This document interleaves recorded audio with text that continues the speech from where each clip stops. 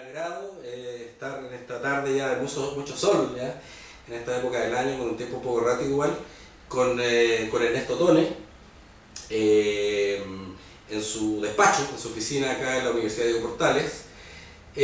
Bueno, agradecerle a Ernesto el tiempo que nos ha dedicado para conversar un rato sobre diversos temas. Quizás hacer, Ernesto, si tú me permites, una muy breve introducción de lo que yo puedo mencionar, digamos, o construir, digamos, de lo que te conozco, que ya cercanía, lejanía, lecturas, conversaciones varias, hace ya un buen tiempo. Bueno, tú desde muy joven trabajaste en movimientos progresistas, fuiste un líder importante del movimiento juvenil mundial, de la Secretaría de la Juventud a nivel mundial. Tuviste un destacado papel en el pensamiento, en la renovación del pensamiento político en Chile, me atrevo a decir, con una mirada y con una experiencia muy directa de la experiencia italiana, me atrevo a decir, con el pensamiento ya histórico y clásico de Antonio Gramsci, entre otros. En toda esa época, digamos, del exilio, bueno, has sido bien prolífico también en tu producción académica, desde materias de la globalización, pensando Chile, recomponiendo también los lazos políticos chilenos, una comunidad política más amplia, un pensamiento guiado por el progresismo, por la prudencia y por las reformas, diría yo. Entonces hay una producción tuya, yo diría, que podemos conversar, quizás en un momento muy interesante. Y bueno, vinculado largamente a la CEPAL, a la Comisión Económica para América Latina, como secretario adjunto, ahí permanentemente, yo diría, mirando desde la CEPAL, que es un mirador privilegiado, diría yo, mirando América Latina y el mundo, y con una producción, como yo digo, bueno, muy interesante. Entre otras, menciono tu participación también bastante importante en el comité asesor directo del presidente Lagos durante su sexenio. Ahí hay una producción que tú tienes con el asesor Carlos Vergara también, dando cuenta de la participación de ustedes y de la experiencia que fue trabajar muy directamente con Ricardo Lagos, en fin. Entonces, bueno, podemos decir muchas cosas, pero y acá estás director de la Cátedra de Globalización, invitas a personajes y a intelectuales de renombre latinoamericanos y mundiales. Diría, me tocó ver el otro día, en fin, una conferencia, conversación que dio Fernando Enrique Cardoso, muy interesante también, y en fin, entonces nos traes también algunas ideas, pensamientos, ¿no es cierto?, y la participación acá en tus cátedras del pensamiento contemporáneo y latinoamericano también. Entonces, bueno, agradezco, como te digo, que poder estar este rato contigo, a nombre, quiero decir, de la revista Política, que es un pequeño espacio que tenemos para conversar, discutir y analizar.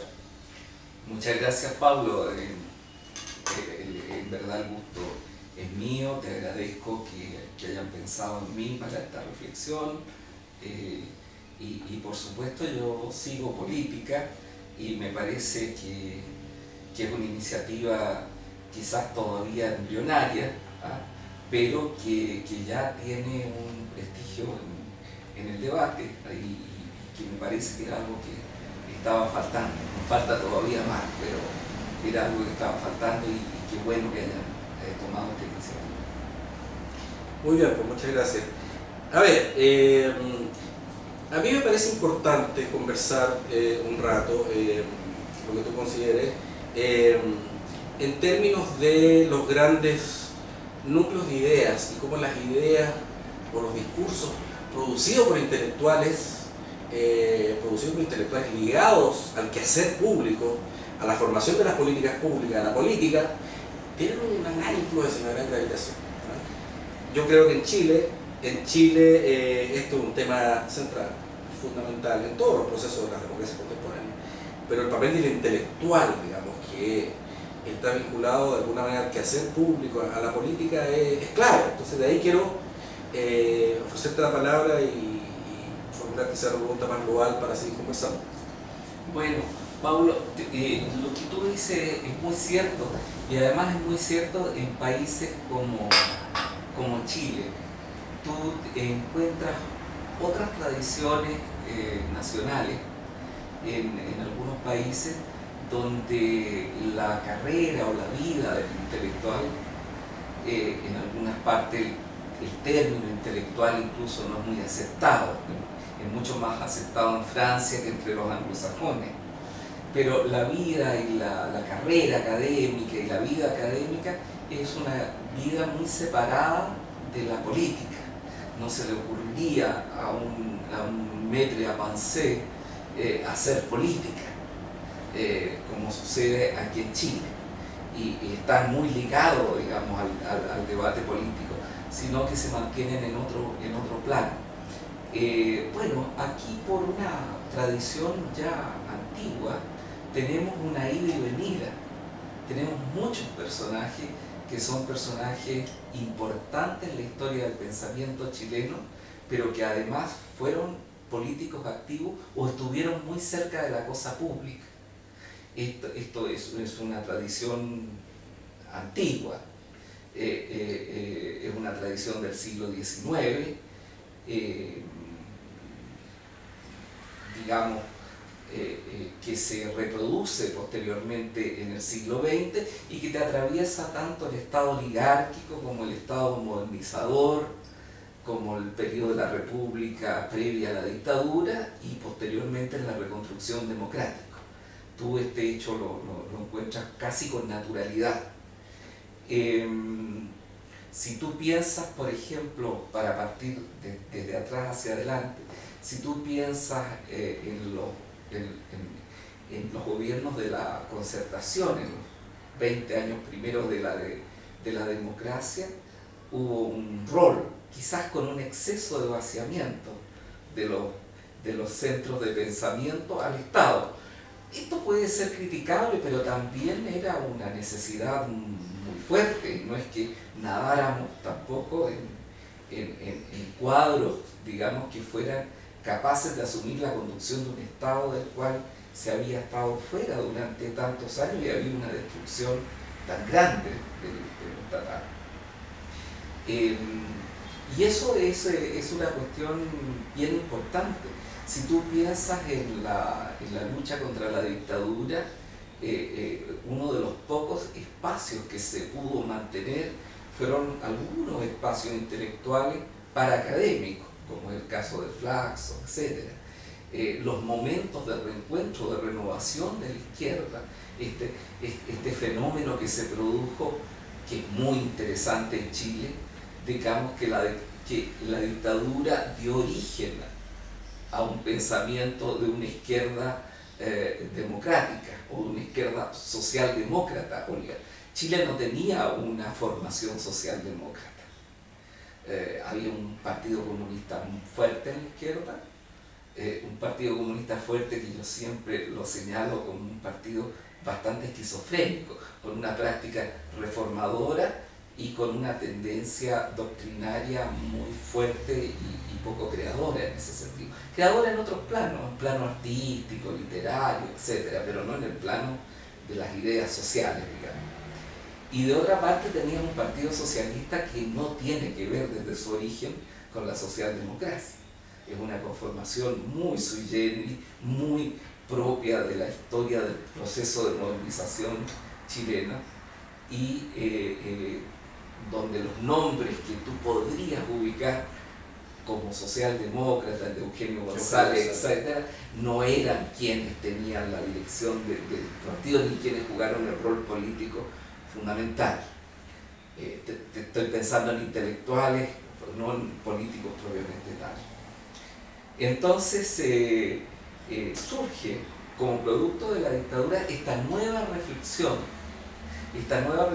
que era bastante ajena a nosotros, de una apropiación del tema democrático,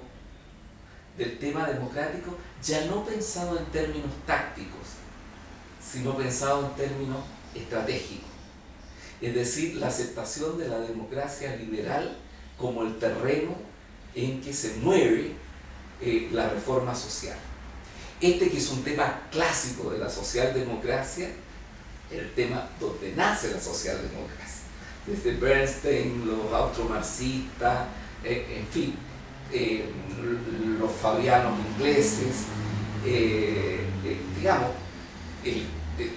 todo el pensamiento o la generación del socialismo nórdico En fin, que nace en esta idea, en la idea de la aceptación de la democracia, de las bases de la democracia liberal, como el terreno donde se van a efectuar los cambios, las reformas, etc. Que es la ruptura con la Tercera Internacional y con la visión del comunismo. Exactamente. Eso no existía en Chile. No existía como masa crítica, digo, como experiencia de influencia en la política. Y eso se crea durante los años de la dictadura. Se crea a partir de la experiencia nuestra, la derrota del golpe de Estado, la crudeza del golpe de Estado, la pérdida de la democracia chilena, que vivíamos como pajaritos, digamos, como un aire que se respiraba, porque tuvimos un periodo institucional muy largo, y la adquisición de eso como un valor, y un valor a defender desde la izquierda, desde el pensamiento de izquierda, junto con el tema de la justicia. Y naturalmente esto cambia la relación con la economía de mercado y con el capitalismo. Entonces surge un movimiento reformador que no existía como tradición teórica en la izquierda chilena. ¿Tú crees que ese pensamiento, esa, comillas, renovación, producto de la derrota de una generación que fue muy impactada, alcanzó a elaborar un pensamiento socialdemócrata o se quedó un poco corto? A ver, yo creo que no hay una estructura, lo que hay es la adquisición de un conjunto de valores, y una determinada forma de hacer política y una experiencia bastante exitosa de 20 años de hacer política. Ahora, si tú me preguntas si hay un cuerpo teórico en torno a esto, no lo hay, como no lo hay en la socialdemocracia en general. Si tú recorres el camino de la socialdemocracia desde la posguerra, del 45 hacia adelante, tú tienes un primer momento fuerte, que es el momento desde los años 45, desde la posguerra, hasta digamos, el fin de los 30 gloriosos, en donde se generan los estados de bienestar y en donde surge, recordemos que estamos en el clima de la Guerra Fría, y en donde surge una concepción que es distinta, es diferenciada. Una es la experiencia británica, otra es la experiencia europea continental, otra es la experiencia nórdica. Son combinaciones muy distintas porque a veces suele tender a verse como una sola cosa. Y en algunas partes hay un fuerte poder del Estado en la economía y en otras partes casi no hay, como en Suecia, donde el rol es puramente regulador, pero con fuertes políticas sociales y fuertes políticas tributarias. Es decir, son combinaciones diferentes. Pero, digamos, ese es un periodo en donde las ideas de la socialdemocracia tienen, yo diría, una fuerte casi hegemonía. Porque incluso en países donde la derecha gobierna, es el caso de Italia con la democracia cristiana, no es propiamente la derecha, pero es un pensamiento más conservador, o la Francia de la Cuarta República y la Francia de Gaulle, las ideas básicas del estado de bienestar están allí, aunque los socialistas eran muy débiles en ese tiempo. Entonces, hay un primer periodo donde tú puedes decir hay un cuerpo, pero es el mundo pre-globalización. Es el mundo pre-globalización. Es el mundo en donde la competencia a nivel de la economía mundial todavía no existe en los países emergentes. Recién se han producido los procesos de descolonización. Todavía no se ha producido la revolución tecnológica de las comunicaciones.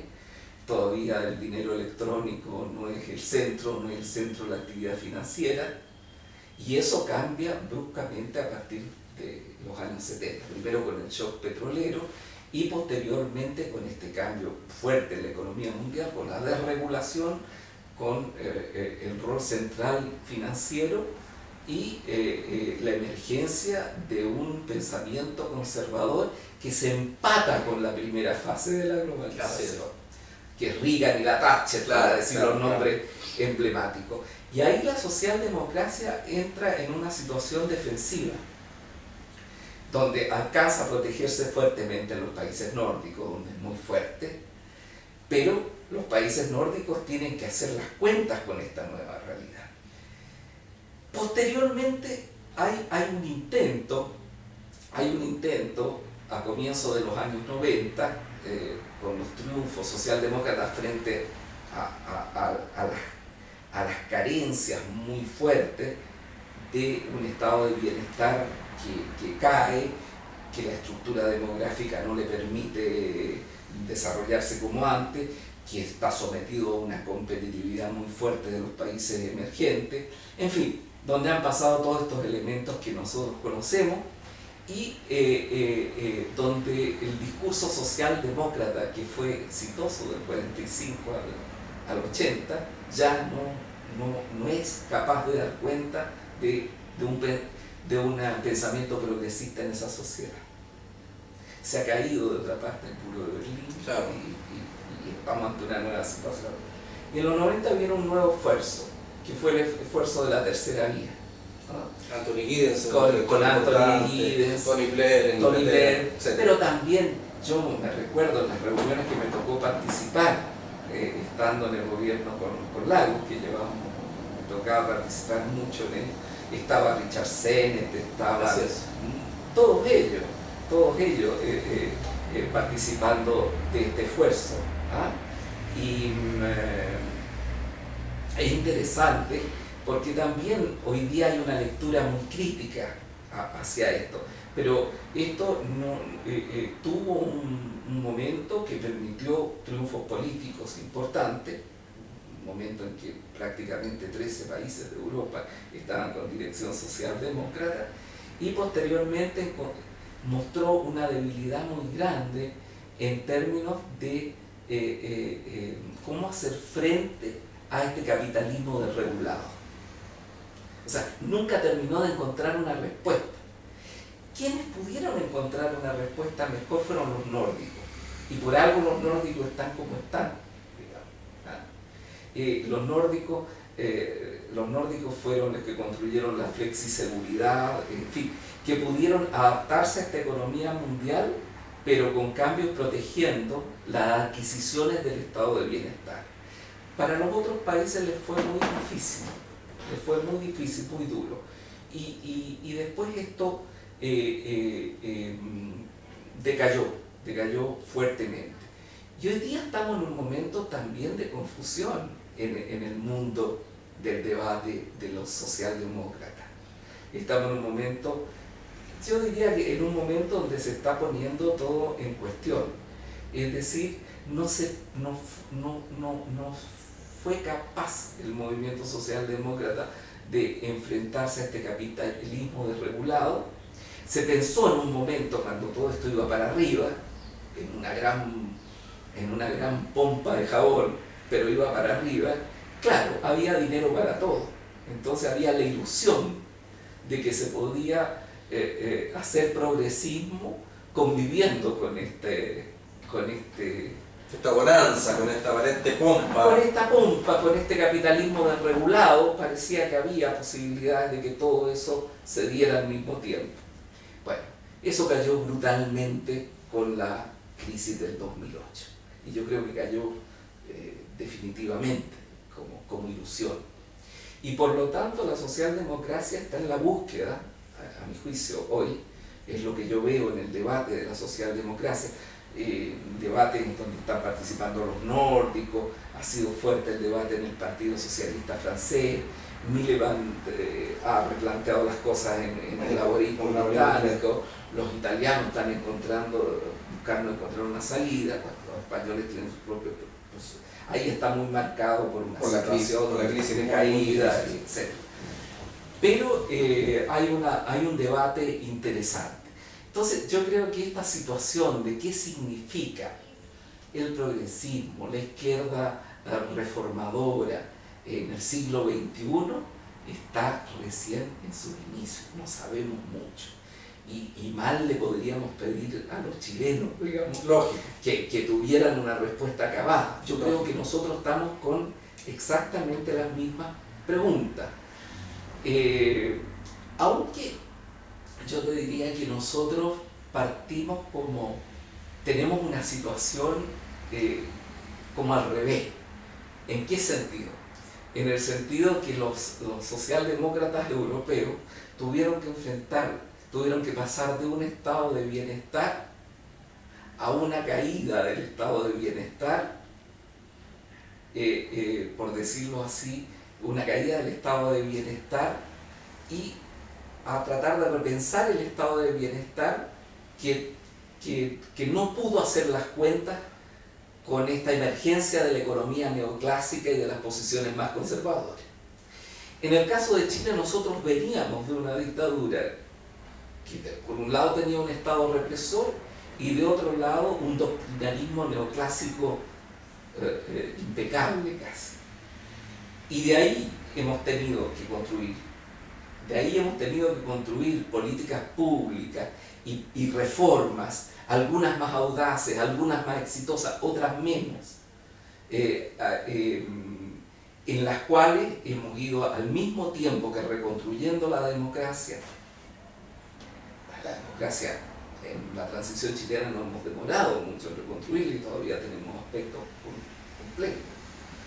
Pero hemos tenido que hacer esa tarea, reconstruir un país completamente culturalmente muy golpeado y al mismo tiempo irle generando a este doctrinarismo neoliberal, por decirlo así, o neoclásico, irle generando un estado, yo no te diría de bienestar, pero un estado con redes y protecciones públicas. O sea, ha sido como un camino al revés. Claro. Entonces, eso nos ofrece algunas ventajas, creo yo. Esta es una visión muy personal. Nos ofrece la ventaja que como se dice, venimos de menos a más. Es decir, en donde todas estas mixturas que está tratando de inventar la socialdemocracia europea, nosotros las hemos tenido que hacer desde el lado más malo, o sea, desde el lado de una visión más neoliberal, donde el privado estaba muy por sobre lo público. Exacto. Bueno, entonces estamos, yo creo, en ese momento. Como las cosas han cambiado, porque te voy a poner una segunda diferencia entre la experiencia nuestra y la socialdemocracia de los países desarrollados. A ellos, en los últimos 20 años, no les ha ido bien. En cambio, desde el punto de vista del crecimiento, de la inserción internacional, en cambio a nosotros nos ha ido bien. Es decir, en el Chile de los 90 existía un nivel de pobreza mucho mayor, un nivel de aspiraciones mucho menor.